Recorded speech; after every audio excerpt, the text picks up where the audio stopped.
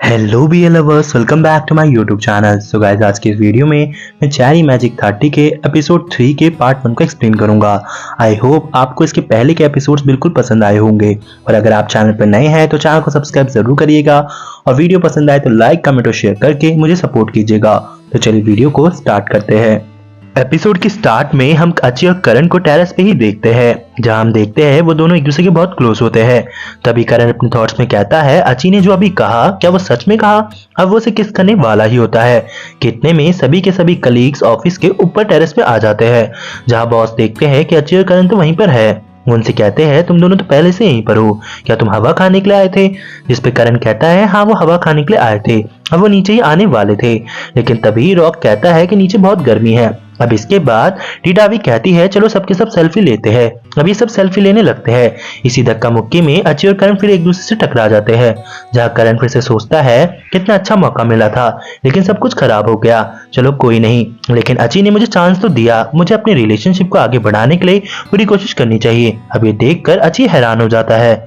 इसके बाद हम अची को उसके घर पे देखते हैं। अब वो शावर लेके फ्रेश होता ही है कि तभी उसे जिंते का कॉल आता है। जिंते उसे कॉल पे जोर जोर से चिल्लाने लगता है और कहता है कि मैं तो पागल होने वाला हूँ, मुझे कुछ समझ नहीं आ रहा कि मेरे साथ ये सब क्या हो रहा है। तभी अची जिंते को शांत होने के लिए कहता है और कहता है कि मुझे अब बताओ क्या हुआ। तभी जिंते बताता है कि उसके पास भी सेम अची जैसी पावर्स आ गई है, और इस वजह से वो किसी के भी थॉट्स को सुन पा रहा है। और तुम्हें पता है एडिटर्स मेरे बारे में क्या क्या सोच रहे हैं। वो कह रहे हैं कि मुझे तो कहानी ढंग से लिखना भी नहीं आता, तो मैं अब क्या करूं? एक काम करो, तुम मेरे घर आ जाओ। इस पे अची कहता है वो उससे नहीं मिल पाएगा, क्योंकि वो अपनी ऑफिस की टूर पे जा रहा है। वो जब वहां से आ जाएगा तो वो उससे मिलेगा। अब यहाँ पे जिंते मान जाता है। नेक्स्ट डे हम देखते हैं कि सभी के सभी ट्रिप पे जाने लगते हैं। अची भी वहां पे पहुंच जाता है। अब अची पाई से टकरा जाता है, जहां वो पाई के थॉट्स को सुन लेता है। पाई अपने माइंड में कहती है कि फिर से इसी ट्रिप पे जाना पड़ रहा है। इसके बाद पाई अंदर चली जाती है। इतने में करण भी वहां पर आ जाता है। दूसरी तरफ हम जिंते को देखते हैं, जिसने बहुत सारे नूडल्स के पैकेट मंगा लिए होते हैं। वो कहता है कि प्रॉब्लम ही सॉल्व, अब मुझे बाहर जाना नहीं पड़ेगा। अब दोबारा से सीन शिफ्ट होता है। हम बस में देखते हैं कि करण बस के अंदर आ जाता है। तो डीटा भी तभी करण से पूछती है, क्या तुम मेरे साथ बैठना चाहोगे? तभी करण कहता है अगर वो डोर के नजदीक बैठेगा तो सबको आराम से रिफ्रेशमेंट पकड़ा पाएगा। ये सुनकर डीटा भी कहती है, तुम कितने अच्छे हो। अब करण अची के पास बैठने जाने लगता है, लेकिन इतने में रॉक आ जाता है और अची से कहता है, क्या मैं तुम्हारे पास बैठ सकता हूँ? तो यहाँ पर अची हाँ कर देता है। ये देख के तो करण का पूरा मुंह उतर जाता है और वो अची के पीछे वाली सीट पे बैठ जाता है। नेक्स्ट सीन में हम देखते हैं कि बस चलने लग जाती है। अब करण रॉक को उसका रिफ्रेशमेंट बॉक्स पकड़ाता है। वो अची को भी एक बॉक्स देता है, लेकिन पीने के लिए वो उसे एक स्पेशल ड्रिंक देता है। ये देखकर रॉक करण से कहता है कि हमारी ड्रिंक अलग है और अची की ड्रिंक अलग क्यों है? जिसपे करण कहता है वो रैंडमली बॉटल्स को उठा रहा है। जिसके बाद करण रॉक से कहता है कि पाई को तुमसे कुछ बात करनी है, वो भी काम से रिलेटेड, क्या तुम सीट स्वाइप करना चाहोगे? जिसपे रॉक कहता है कि उसका सारा सामान तो यहीं पे पड़ा है। करण उसे कहता है और उसकी हेल्प करने लग जाता है उसका सारा सामान अपनी सीट पे रखने के लिए। इसके बाद वो रॉक से सीट स्वाइप कर लेता है और अची के साथ बैठ जाता है। इसके बाद हम देखते हैं कि अची करण से टच हो रहा था, तो वो करण के थॉट्स को सुन लेता है, जहां करण कहता है कि रास्ते में भगवान करे कि आज जाम लग जाए या फिर बारिश हो जाए या कोई पेड़ गिर जाए, लेकिन मुझे अची के साथ ज्यादा से ज्यादा टाइम स्पेंड करने का मौका मिले। अब ये सब सुनकर तो अची बिल्कुल हैरान होता है। तभी करण फिर से सोचता है कि आज अची कितना ज्यादा प्रॉपर्ली ड्रेस होकर आया है, वो कितना ज्यादा क्यूट लग रहा है। उस दिन के बाद से मुझे अची के साथ रहने का मौका नहीं मिला। ऐसा लग रहा है कि अची और भी ज्यादा क्यूट हो गया है। मेरा दिल तो बहुत जोर से धड़क रहा है, कहीं मुझे हार्ट अटैक ना आ जाए। ये सब सुनकर तो अची बिल्कुल शॉक हो जाता है और कहता है कि किसी के माइंड का हमें नहीं पता होता कि वो क्या क्या सोच रहा है उसके मूड के अकॉर्डिंग, लेकिन मैं तो हैरान हूं करण इतना वाइल्ड भी सोच सकता है। इसके बाद ये सभी के सभी रिसोर्ट पहुंच जाते हैं, जहां हम देखते हैं कि डीटा भी सभी को उसकी बात सुनने के लिए कहती है। तभी वो बताती है कि इस होटल में हमने जितने रूम्स बुक कराए हैं वो सारे शेयरिंग के होंगे। आप सभी को दो दो के पेयर में वो रूम शेयर करने होंगे। मैं सभी को उनकी की दूंगी। उसके बाद आप अपना सारा सामान रख के कन्विक्शन हॉल में आएंगे।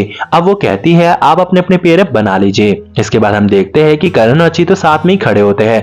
पहले अची करण की तरफ ही देखता है, लेकिन फिर वो वहां से चला जाता है। करण सोचता है कि अची उसी के साथ पेयर अप करने वाला होगा, लेकिन वो जैसे मुड़ के देखता है तो अची तो गायब हो जाता है।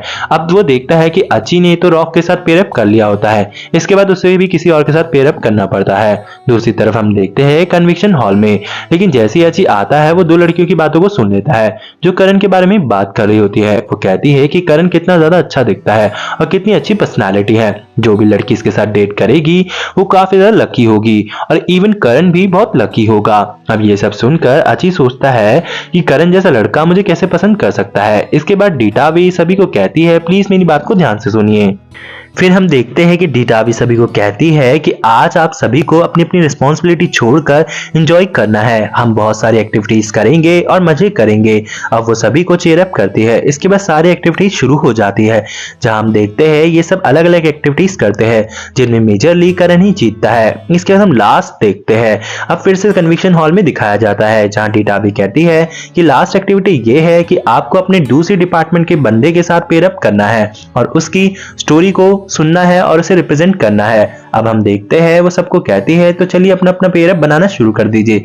सभी के सभी इधर से उधर लग जाते हैं। इतने में हम अची को देखते हैं जो कि सोच रहा होता है कि उस जैसे लूजर के साथ कोई भी पेयर अप करना नहीं चाहेगा और वो बड़े ही बैड थॉट सोच रहा होता है। लेकिन तभी वो करण से टकरा जाता है। करण उससे बोलता है क्या तुम मेरे साथ पेयर अप करना चाहोगे?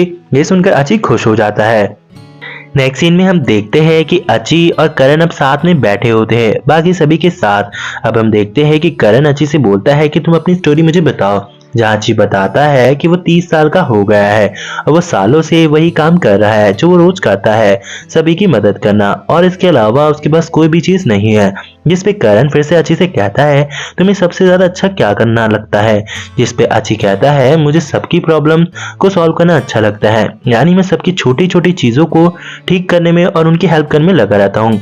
जैसे अगर कोई माउस वर्क नहीं कर रहा तो मैं उससे पहले ही उसे चेंज कर देता हूँ जिससे किसी को भी कोई भी प्रॉब्लम ना हो, या फिर किसी के पेन वर्क नहीं कर रहे या फिर किसी में स्टेपलर पेन नया हो, मैं इन चीजों में मदद करता हूँ। इसके बाद अची करण से उसकी स्टोरी जानने के लिए बोलता है, जहाँ पे करण बताता है वो बचपन से ही बहुत सारी चीजें सीखता रहा है, जैसे वो टाइकेंडो ये सब वो भी करना चाहता था। वो सब ये सब पहले शौक के लिए सीखता था, लेकिन धीरे धीरे वो कब इन सब चीजों में सीरियस हो जाता था उसे भी नहीं पता चलता था और लास्ट में वो मांगा रीड करता था। जहां अची कहता है करण कुछ भी कहे लेकिन वो बहुत ज्यादा अच्छा है और साथ ही काम को अच्छे तरीके से करना जानता है। जिसके बाद हम देखते हैं कन्विक्शन हॉल में सभी ने अपनी स्टोरी रिप्रेजेंट कर चुकी थी। इसके बाद करण की बारी आती है। करण कहता है वो जिसकी स्टोरी सुना रहा है उसका नाम अची है। अब वो स्टोरी सुनाना शुरू करता है, सभी के सभी लोग उसकी स्टोरी को ध्यान से सुनते हैं। तभी अची अपने माइंड में कहता है मैंने करण को कुछ भी स्पेशल नहीं बताया था, लेकिन जिस तरीके से उसने रिप्रेजेंट किया मुझे काफी ज्यादा स्पेशल फील हो रहा है। इसके बाद हम देखते हैं कि करण कहता है क्यों ना हमें अची को चीयर अप करना चाहिए और उसके लिए जोर से ताली बजानी चाहिए। सभी के सभी ऐसा करते हैं, लेकिन रॉक तो अची के गले ही पड़ जाता है। तभी हम देखते हैं कि अची के पास उसके बॉस उठकर आते हैं और उसे थैंक यू बोलते हैं और कहते हैं तुम मेरे साथ सोना चलो, हम वहां पर बात लेंगे।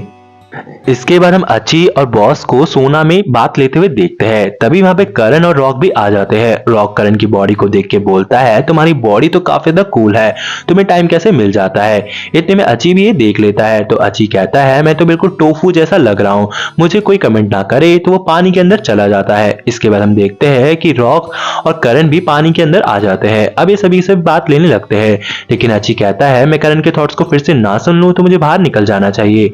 लेकिन जैसे आगे निकलता है उसका पांव करण के पांव से टच हो जाता है, जहां वो करण के थॉट्स को सुन लेता है। जहां करण इस बात को काफी ज्यादा एंजॉय कर रहा होता है। इस बात से अची काफी ज्यादा हंसने लगता है। इसके बाद हम देखते हैं कि अची जा ही रहा होता है, तभी वो पाई डीटावी और एक लड़की की बात सुन लेता है, जहां वो कहती है डीटावी क्यों ना हमें अची की हेल्प लेनी चाहिए। तभी एक लड़की कहती है वो देखो अची आ गया। अब हम देखते हैं कि पाई मना करती है कि अची को कुछ ना बोले, लेकिन डीटावी कहती है हमें तुम्हारी एक हेल्प चाहिए। तो यहाँ पे अची कहता है कैसी हेल्प? जहां डीटा भी बताती है कि इसी रिसोर्ट में पाई का एक्सपी आया है और वो चाहता है पाई से मिलने के लिए। पाई कहती है कि मैं उससे मिलना नहीं चाहती, लेकिन वो मुझे फोर्स कर रहा है और उसकी नई गर्लफ्रेंड भी काफी ज्यादा अच्छी दिखती है और उसने उसके हाथ में रिंग भी है। अब यहाँ पर अची कहता है तो मुझे क्या करना है? जहाँ डीटा भी कहती है तुम्हें बस कुछ नहीं करना, तुम्हें पाई के साथ उसका बॉयफ्रेंड बन के जाना है।